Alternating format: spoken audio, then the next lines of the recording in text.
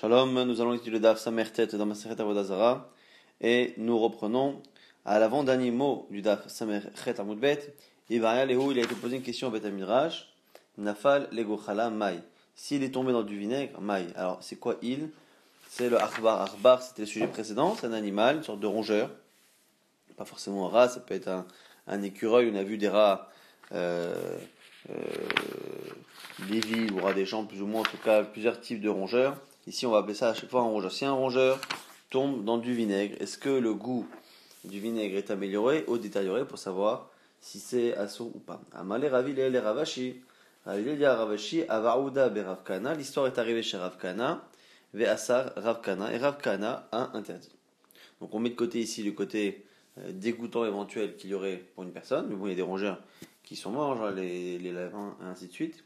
Et ici, l'idée étant que est-ce que objectivement le goût du vinaigre a été adouci, amélioré par la viande de l'animal. Amalé lui dit Haou imartute imartat. Réponse de la Gemara. Rashi lui dit c'est pas une preuve. L'histoire qui s'est passée là-bas chez Rav Kahana, c'est pas que l'animal avait donné du goût qu'il a été enlevé. C'est que l'animal était resté tellement longtemps dans le vinaigre que finalement il s'était complètement dilué, complètement, il avait fondu complètement dans le liquide, et donc la personne qui buvait du vinaigre consommait réellement la chair de l'animal, et ça, c'est sûr que c'est interdit. Alors, la Gemara nous dit que Ravina, ça va les shaoreh b'mei avechad. Maintenant, on a l'air d'accepter quand même que c'est interdit. Ravina a pensé que on a été mahmir, et que du coup, il fallait qu'il y ait 100 fois la quantité. Mais avechad, 101 fois la quantité. Amar, il lui dit, logara mitrouma. Ça peut pas être plus chamour, plus strict que la trouma. Ditin, c'est marqué dans la trouma.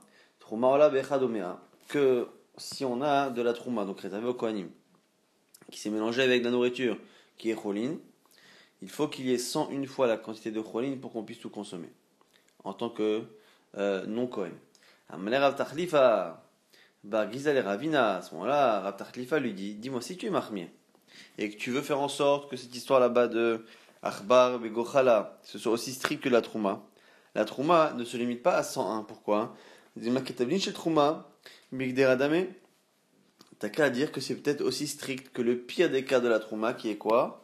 Qui est le cas des épices. Lorsqu'on a des épices, les épices sont faites justement pour donner beaucoup de goût, alors qu'elles viennent en petite quantité. Et donc, finalement, 101, c'est pas suffisant. De l'obatil tamayou. La Gemara maintenant nous rapporte d'autres avis. Ravachai she'ebechala lechamshin. Ravachai, il a demandé 50 fois la quantité. Shmuel bered ravika she'ebeshicha beshitin. On nous dit ici que par rapport au cas où l'arba est tombé dans de l'alcool, Shmuel a demandé 60 fois. Ve'ilcheta l'alachal que idi ve'idi. Que ce soit dans le cas du vinaigre ou dans le cas de l'alcool, beshitin c'est toujours 60. Et non seulement ça, Vechen Kol Haïsraim Sheba Torah, et tous les interdits de la Torah qu'on voit dans Masechet Chulin, qui finalement sont annulés dans 60 fois la quantité, parce que les Chachamim ont estimé qu'il n'y a pas dans les aliments interdits classiques, à part encore une fois les épices lorsqu'elles sont interdites, Midin Chumra ou Midin Neder, mais à la base dans les aliments interdits par la Torah, il n'y a aucun aliment qui peut donner du goût dans 60 fois sa quantité d'une autre nourriture. Nouvelle Mishnah, Enved Kochavim, Shayam Ma'avir, Im Israël, Kadeyain makom le makom. On a ici un non-juif qui aide à transporter des tonneaux de vin pour un juif.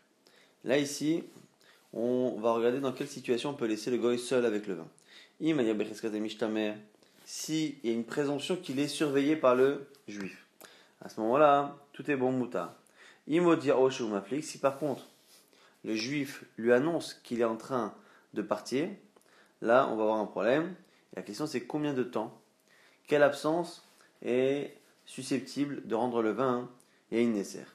Kede sheishtom veistom veigov. Nous dit ici la Mishnah, le temps de faire un trou dans le tonneau et de reboucher et que ça sèche.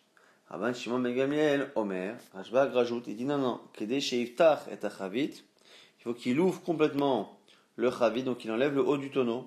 Veiagouf, veitigov, que du coup, il remette après un autre couvercle et qu'il fasse sécher justement le tonneau, parce que le tonneau, encore une fois, était fixé avec soit de la chaux, soit avec de la terre, comme on verra à la fin de ce daf. Et donc, du coup, selon Rabban Shimon ben Gamliel, il n'y a que ça qu'il faut craindre. Or ça prend plus de temps que de faire un trou et de le reboucher. Et donc du coup, on a une marque à partir de quand ça pose un problème lorsqu'on laisse le goy avec le vin.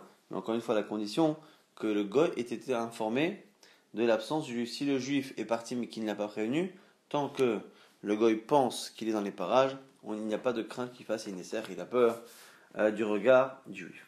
Autre cas assez similaire dans la Mishnah, Ameniachino Bakaron, Obisfina, celui qui met son vin dans un moyen de transport, Karon, ce sont des sortes de calèches, Sfina, ce sont des bateaux, et Alar, l'eau, Bekapandria. Et pendant ce temps, le propriétaire est parti prendre un raccourci.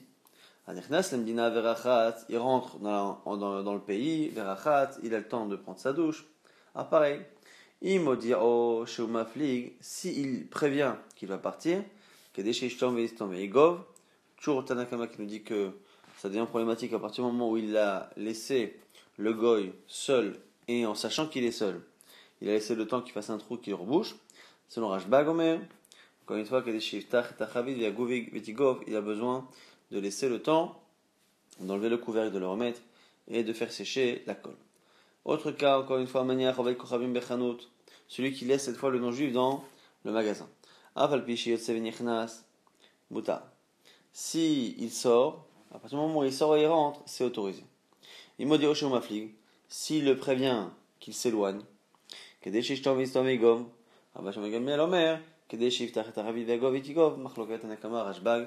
est-ce que c'est le temps de faire un trou de le reboucher ou le temps d'enlever le couvercle et de le remettre? Maintenant ils sont en train de manger les deux à table. Et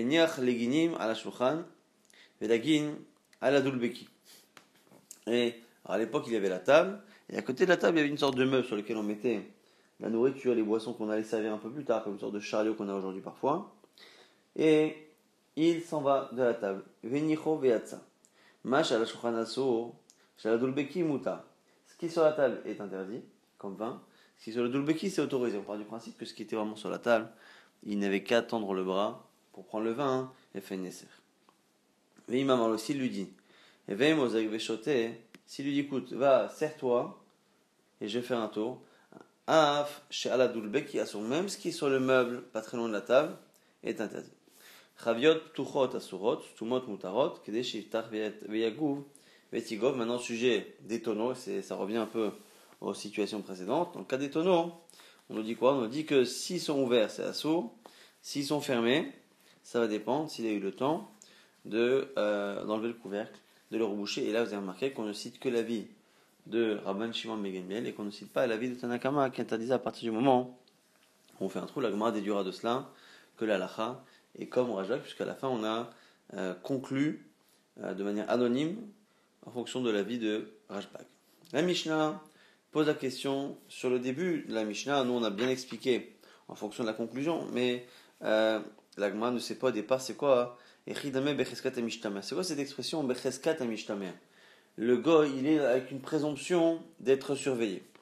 La Gemara nous rapporte une braïta avec son explication et on verra qu'on arrivera à la lecture de la Mishnah telle qu'on l'a donnée il y a quelques instants. Kedetania, c'est une braïta.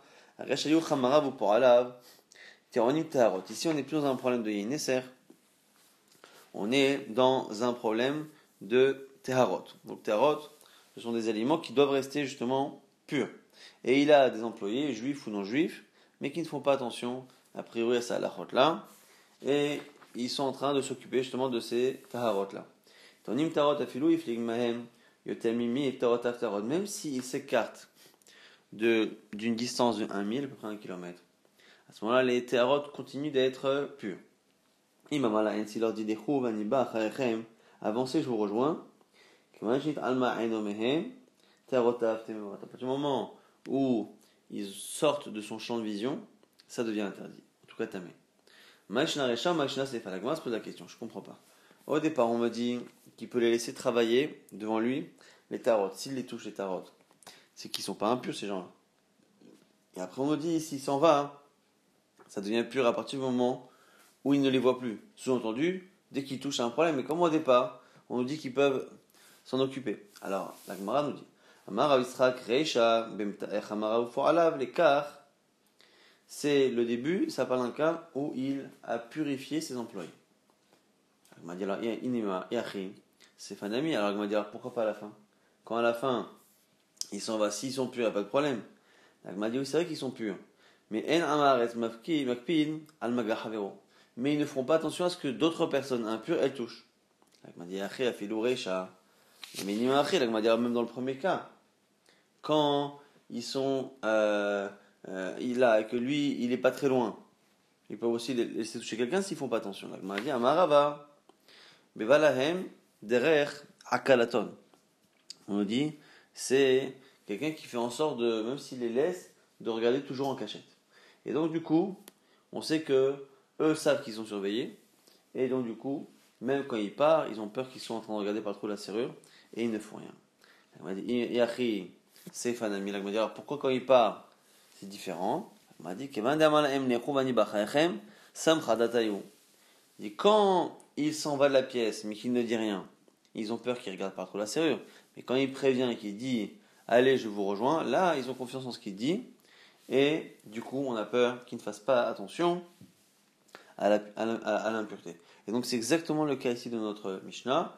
On dit c'est celui qui a la présomption d'être surveillé, soit il est dans la pièce, soit même quand il sort, il peut rentrer à n'importe quel moment, ou il peut même regarder par la serrure pour vérifier le travail du goy et éviter qu'il fasse nécessaire. C'est pour ça qu'il n'y a de problème que lorsque le juif part et annonce qu'il part. Il y a une bakaron besfina, on a dit dans la Mishnah qu'au-delà de celui qui déplace du vin avec un goy, il y avait celui qui voyageait dans un bateau, dans un caron avec un goy, celui qui le laissait dans son magasin, plusieurs cas. La Gemara va expliquer pourquoi il fallait tous les cas. Pourquoi on enseignait la même halakha pour les trois cas. La Gemara dit Tzricha, j'avais besoin de chaque cas. Pourquoi? D'ailleurs, t'as un Arvel Kochamim, si j'avais enseigné que le premier cas du Arvel Kochamim qui porte le vin, j'aurais dit quoi? Et ça va, Dilma Ative Chazeli, Aval Bekaron Besfina, et Madema Fligla, Besfinate. On aurait pu penser que, à partir du moment où, dans le deuxième cas, le goy a un moyen de transport, on aurait pu penser que plus rapidement que cela, il y a un problème parce qu'il peut très vite se mettre à part et faire ce qu'il veut avec. Kamash Malan que c'est le même temps que pour le premier cas. David Magdebay. Oui, Tana avec Karon de Besfina, si c'est le cas de Karon ou Sfina, des moyens de transport. Je trouve ça va Dilma. Atibocharit, j'aurais peut-être dit là-bas que c'est Mouta, parce que il se dit que sur le chemin, le patron juif peut venir les attraper à n'importe quel moment sur la route. Et Kayagouda, mais Chazela, il le voit. Avalavet Kochavim, mais dans un magasin, finalement, il est peut-être plus en sécurité. Et Maï peut se dire, Achid les baba, on aurait pu penser qu'il ferme la porte à clé et qu'il fasse ce qu'il veut. Et que quelqu'un rentre, et bien il a le temps d'arrêter ce qu'il fait. Kamash Malan, donc du coup qu'il fallait les trois cas. Maintenant, nous dit, Amar Abba Bachana, Amar Rabbi Yochanan. On cite ici Rabbi Yochanan, qui est cité par Abba Bachana, que la marloquette qu'il y a dans la Mishnah entre Tanakama et Rashbag, quel est le temps qui pose problème lorsqu'on laisse le goy sans surveillance et qui sait qu'il est sans surveillance? Est-ce que c'est le temps de faire un trou, de reboucher, ou c'est un peu plus de temps le temps d'enlever le couvercle et de reboucher? La Gemara nous dit que marloquette, Bechel Sid. La marloquette n'existe que si le couvercle est fait avec de la chaux.